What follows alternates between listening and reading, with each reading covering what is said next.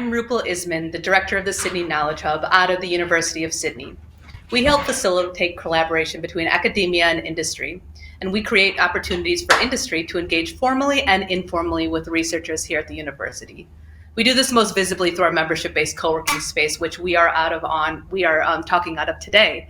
It's a beautiful spot on campus, and I feel lucky to come to today. So I'd like to acknowledge the traditional custodians of the land, the Gadigal people of the Eora Nation. Commercial pathways for researchers are a bit of a mystery to most. Kudos to Spark for creating the space to bring it to light. And thank you, Sarah Lacroix, our community manager, for organizing some of these sessions. For the next 19 minutes or so, I'll talk to Jingjing You, a postdoctoral research fellow at the University of Sydney and founder of 2 startups that have come out of her research, about her journey as both a researcher here and as founder of iFix, and how she straddles the two. Thank you.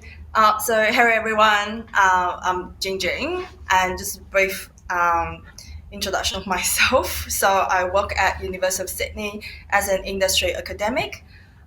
This term may sound new to you. I will explain it a little bit later. And this year I also serve as a co-chair for Sydney Early and Mid-Career Network, SYNCAM. So what we do is events, workshops to support early and mid-career research fellows.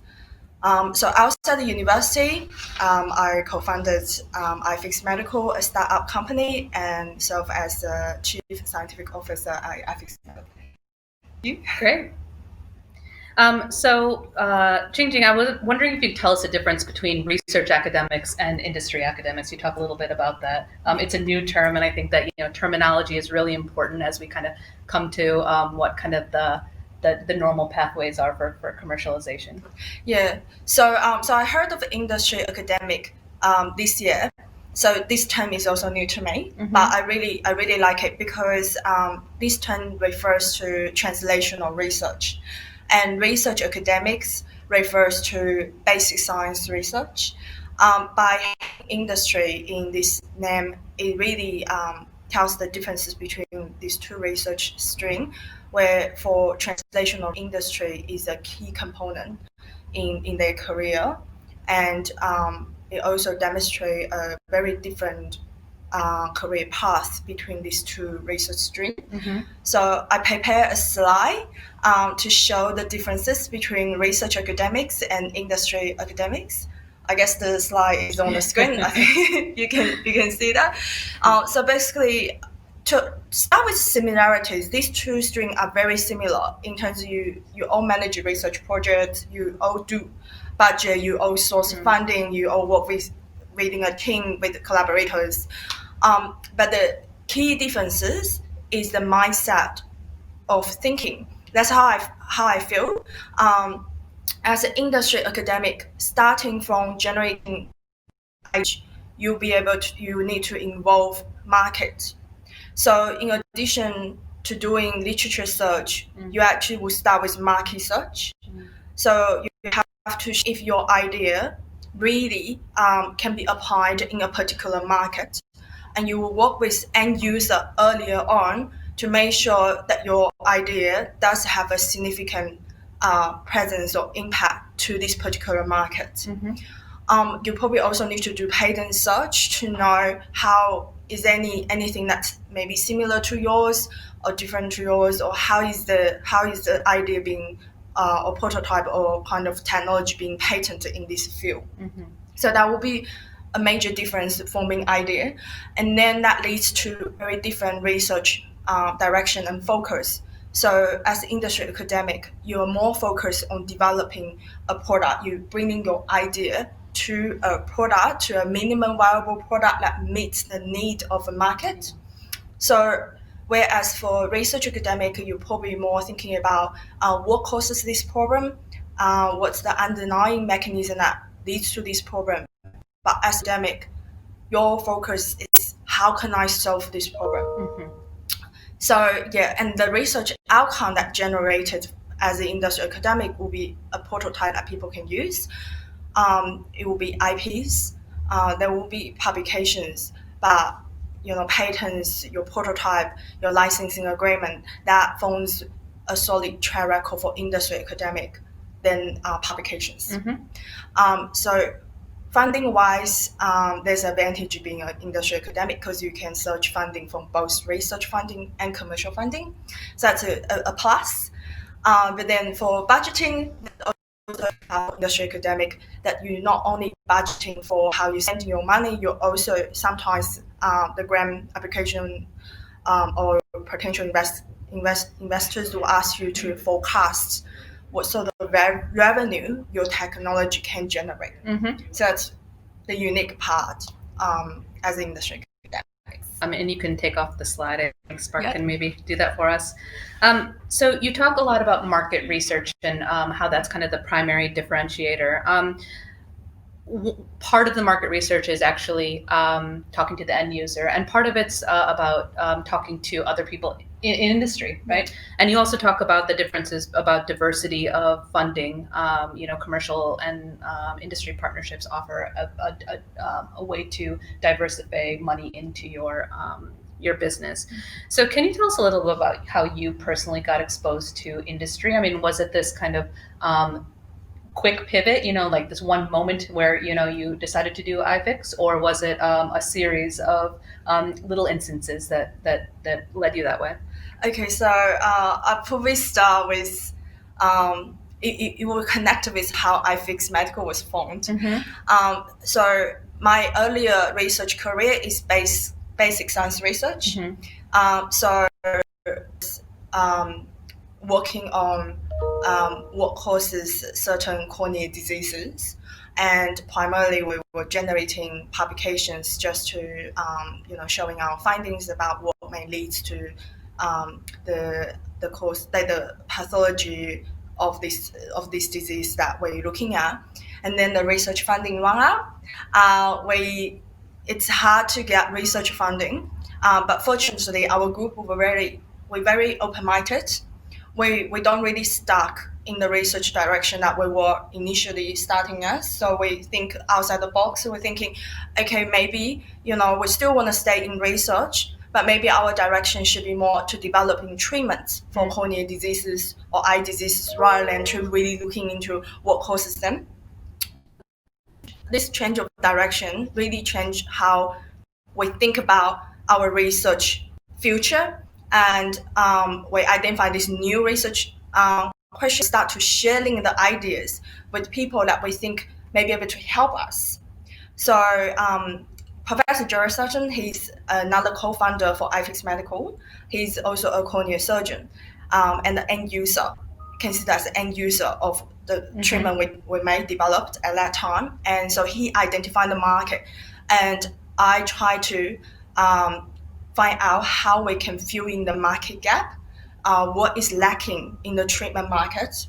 And then we start to talk to a lot of people that we think they can help us about our ideas, and they were really interested. So we start our collaboration with New South Wales Tissue Bank, with University of Wollongong, and then through the collaboration over 3 years, we developed the ideas and reduce idea to practice. So we're generating our first product called the iFix system, and we received New South Wales Med Fund, and that kickstart the iFix Medical as well as my industry academic career. And so did you have, you talked about your kind of first instance of you sharing your ideas, and I was just in another panel where Natasha Rawling at UniSeed says, like, no one cares about ideas, right? Like, you don't need to protect ideas in the same way that I think first-time startup founders think that they have to protect their ideas. Can you tell me a bit about who people that helped you connect to, for instance, New South Wales Tissue Bank? Yes. So did you have advisors, or was it, was it one or two individuals, or was it kind of your network that just kept kind of growing? It's more the network keep growing. So in New South Wales Tissue Bank supplied the donor tissues for research to use. So we already know them. We use research tissues from them, and then it was just through generally chatting with them, asking, what do they, what sort of challenges they may experience with their tissue. They were saying that, the reason that they give this research tissue to us is because this tissue was damaged they cannot be used again. And then we'll be like, okay, well, maybe if we develop this regenerative technology, we can fix this tissue or help this damaged tissue to heal again. Would you be interested in it? And that just starts all the trackers. They were interested because that's something that can directly help them. So they help us kind of bring in more of features that this technology that we develop should be like, because they will be using it. And through that, we just connect through their network. So they also work with University of Wollongong, and when we are trying to formalizing our iFix system, which at that time wasn't called iFix system, we're looking broader of what skills or technology that we need to help us, because we are scientists.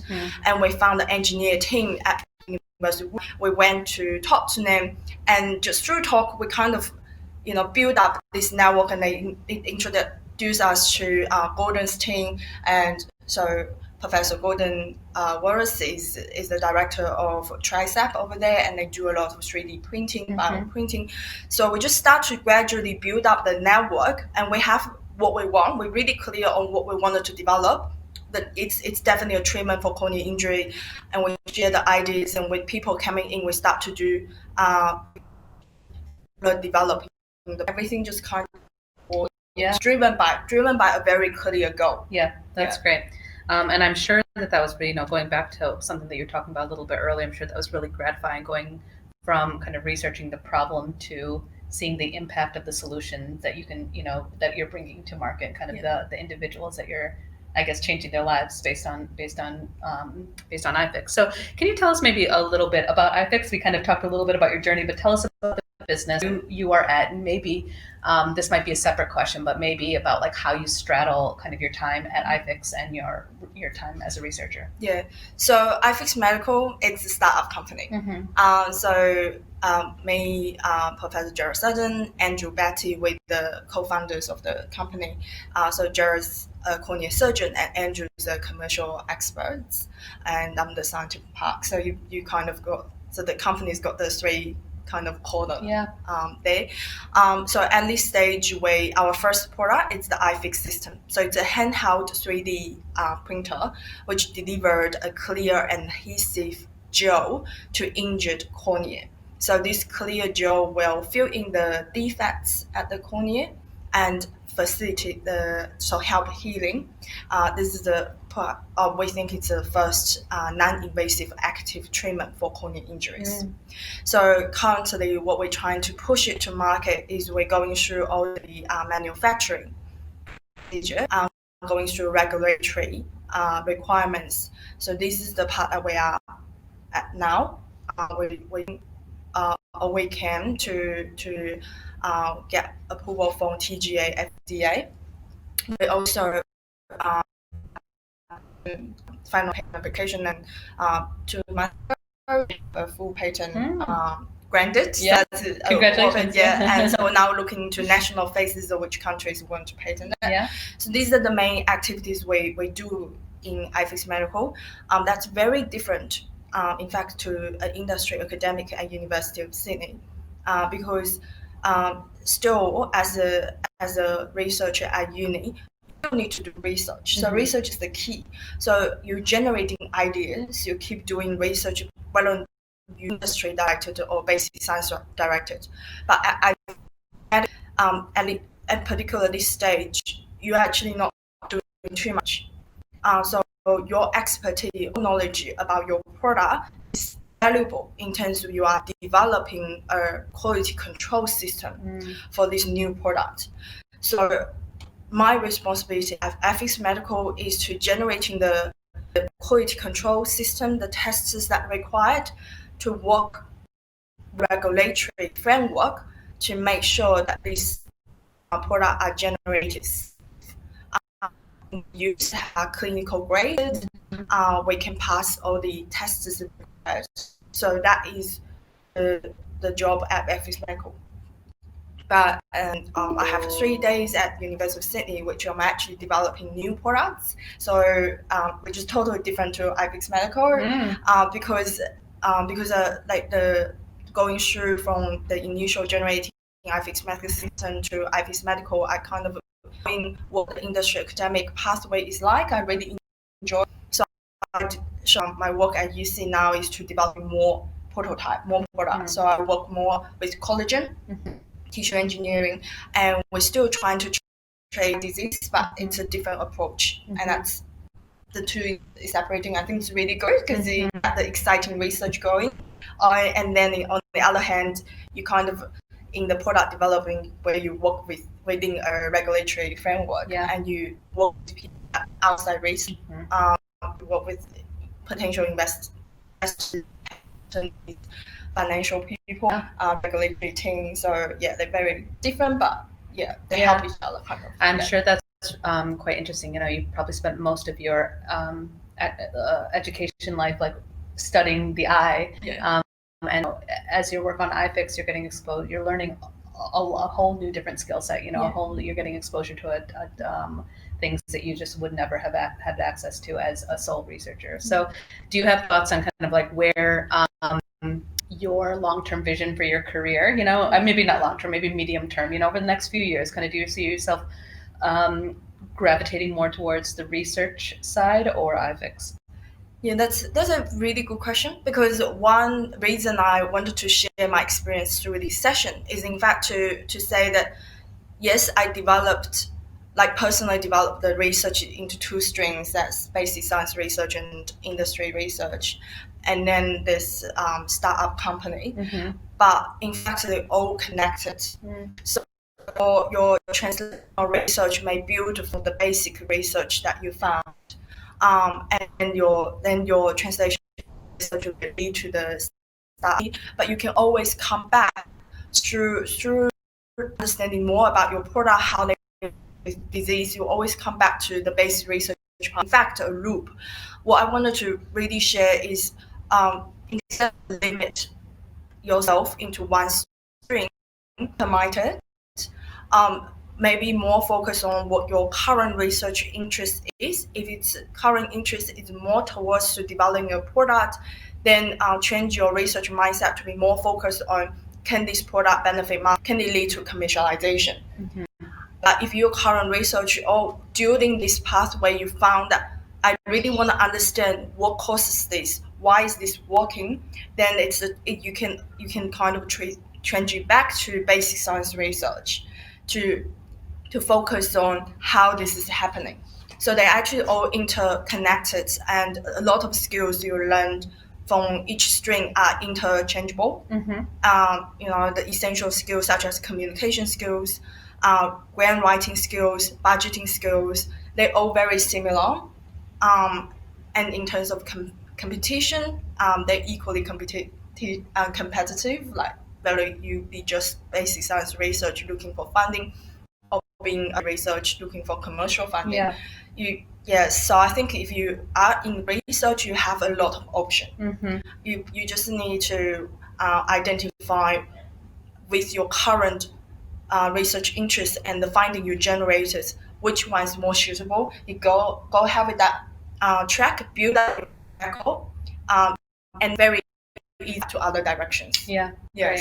Yeah, I think it's interesting as I'm learning more about researchers in a university context, how entrepreneurial researchers have to be, which is thinking about considering directions for their funding and so forth. And so I think that as you're talking about running on both, being on both things, being able to be opportunistic about funding opportunities and where that fits into does this fit into a more commercial facing initiative, or is this more research?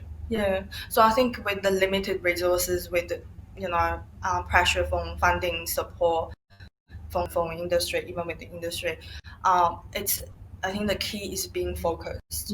So it's really when you do research, you see so many potential, but perhaps you think about, in this year, what is your direction? What's your focus? You get something out, you build up your track record, then you move into your other ideas. I mean, never forget ideas. I always have a document. Whenever I have ideas, I just drop it down. That's great. But I do focus just one or two, because I know that I need to generate some tangible outcome so I can have funding to support my other ideas. Yeah, great.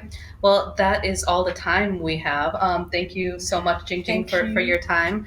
I just want everyone to know that next we have Patrick Brennan, who is the founder of DetectEdX, who is also a researcher and a leading academic here at the university. And he's going to tell his journey about how he straddles both of those worlds as well. Thank you.